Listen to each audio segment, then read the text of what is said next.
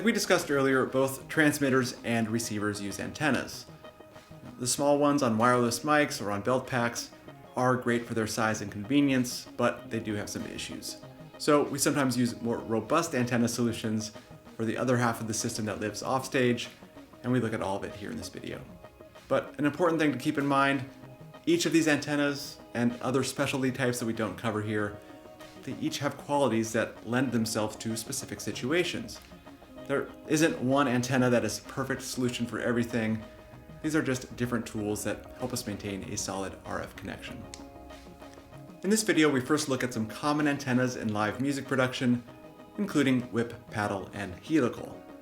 Then we discuss how antennas have polar patterns, which determine directionality, and we talk about a part of the system that's often overlooked, but still important, the coaxial cable with BNC connectors, which connects a remotely mounted antenna. With complex RF systems, there are quite a few types of antennas that are ideal for specific applications, but let's look at three that we see most often in live music production. Now, the most common antenna is a quarter wave whip, or rod antenna, which is actually the size of 1/4 of the wavelength it transmits. Now, this detachable kind is what commonly comes included with a wireless system. I took this off the G4 system there, but they are also found in belt packs and wireless mics. These are also quarter wave antennas. Now, not only are these cost effective, they are also really the shortest effective way to handle radio signals, so the small size makes them especially ideal for use on stage. One note though, the detachable quarter wave antenna like this actually needs to connect directly to the wireless unit, so don't try to use coaxial cable to extend the reach with these. They won't function well that way. However, you can remotely mount a half-wave whip antenna, which is about twice as long, and this will extend the range of the system. And if you're operating somewhere that doesn't have a lot of RF interference and you're just using a few channels of wireless, then quarter wave antennas can work totally fine, and you might not need the more robust solutions that we use in large-scale productions. So, just like microphones, antennas have polar patterns, and quarter wave antennas are fairly omnidirectional, meaning they pick up RF from all directions. But this is only true from the sides of the antenna, like on a plane. You won't pick up much signal from the top or from below the antenna, so actually pointing this at a wireless mic wouldn't work very well. And actually, if you looked at the polar pattern in 3D, it would look more like a donut surrounding the antenna. Now, there are also paddle antennas that are omnidirectional, like the Sennheiser A1301 behind me. Actually, I have two of those set up here in this room right now, but if there is a lot of RF information in the air, whether it's other wireless systems or TV stations or whatever, we might be better off having some directionality with the antenna. This Sennheiser A2003 is a log periodic antenna, but honestly, I rarely hear anyone at a show say log periodic.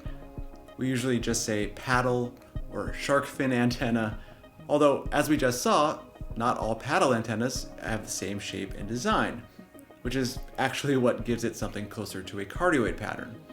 This means less RF is picked up from the back than the front, so it is less prone to interference and can further increase the range of our system.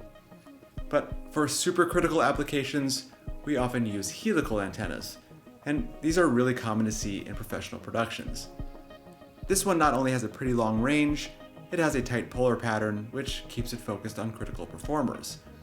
And this Sennheiser domed helical has a slightly wider polar pattern and a lower profile, and is commonly used for IEMs.